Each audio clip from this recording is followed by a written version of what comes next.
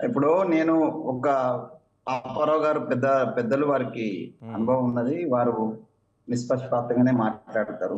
Okay. భాష విషయానికొచ్చినప్పుడు అది మా ముఖ్యమంత్రిగా ఉన్నటువంటి రేవంత్ రెడ్డి గారు మాట్లాడినా, హ్మ్. జగదీశ్వర్ రెడ్డి గారు మాట్లాడినా, కేసీఆర్ గారు మాట్లాడినా, నేను మాట్లాడినా భాషను అన్‌పార్లమెంటరీగా మాట్లాడడం అనేది సమర్థనీయం కాదు.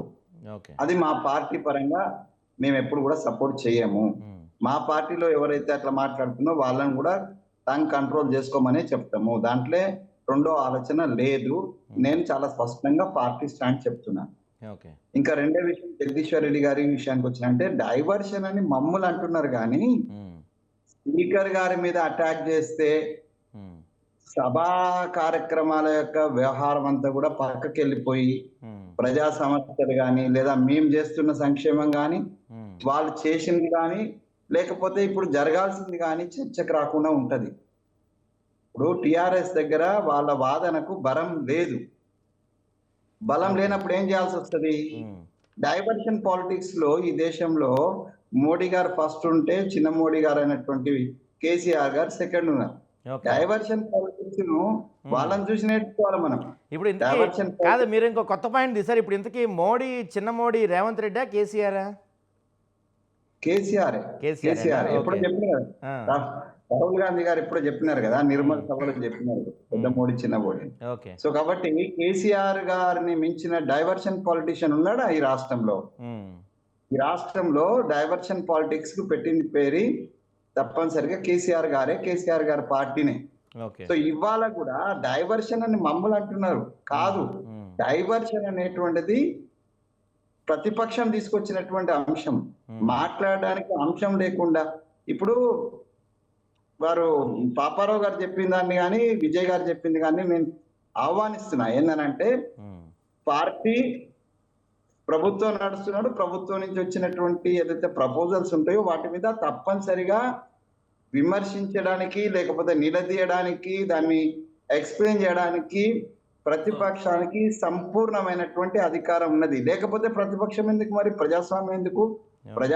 ప్రజాస్వామ్యంలో ప్రతిపక్షం అంటేనే ప్రజల పక్షం. హ్మ్. హ్మ్. ప్రజల పక్షంగా నిలబడి కొట్లాడాలి. ప్రజల పక్షంగా నిలబడి ప్రభుత్వాన్ని తప్పు చేస్తే నిలదీయాలి. హ్మ్. ప్రభుత్వానికి అవసరం వచ్చినప్పుడు అండగా నిలబడాలి. ఇది ప్రతిపక్షం యొక్క పాత్ర. ఓకే. కేవలం ప్రతిపక్షం అంటే అధికార పక్షాన్ని విమర్శించుకుంటూ కూర్చుంటే అది ప్రతిపక్షం కాదు. హ్మ్. హ్మ్. ప్రతిపక్షం విషయంలో కూడా అధికార పక్షము ప్రతిపక్షాన్ని అవసరమైన చోటల్లా కలుపుకొని పోయి ప్రజా సంక్షేమాన్ని చేయడం అధికార పక్షమే. ఓకే. ఈ స్పిరిట్ ఇయాల దెబ్బతిన్నది మొత్తం దేశంలో.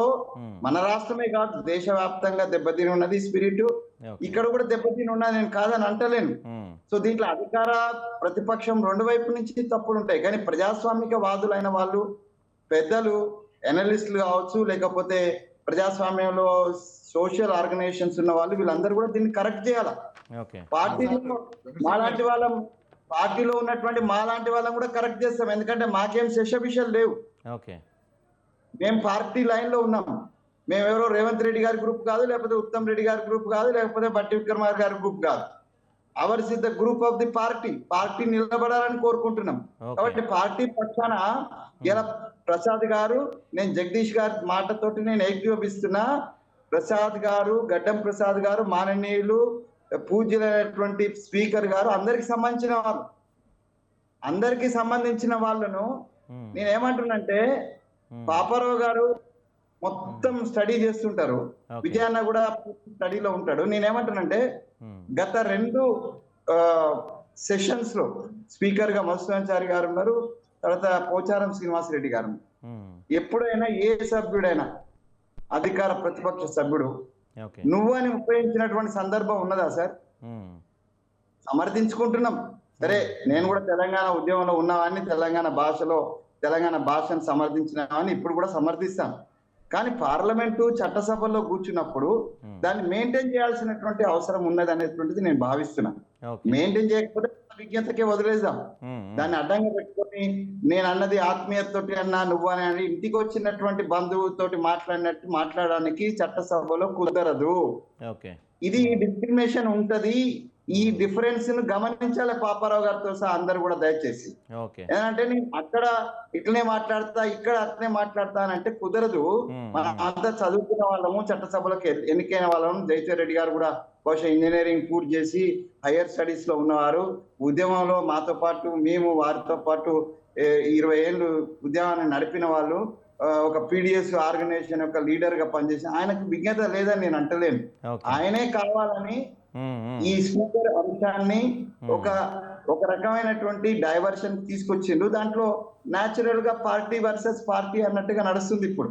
నేనేమంటే సభకే నడవాలి, సభకు పరిమితం చేద్దాం. మేము కూడా పరిమితం చేద్దాం, మీరు కూడా పరిమితం చేయండి. సభలో జరిగినటువంటి అంశాన్ని సభలో చర్చిద్దాం. రోడ్ల మీద వచ్చి మీరెంత మేమెంత అని కొట్లాడుకుంటే దానికి సార్థకత ఉండదని నేను అవసరం అంటున్నా. నేను మా పార్టీ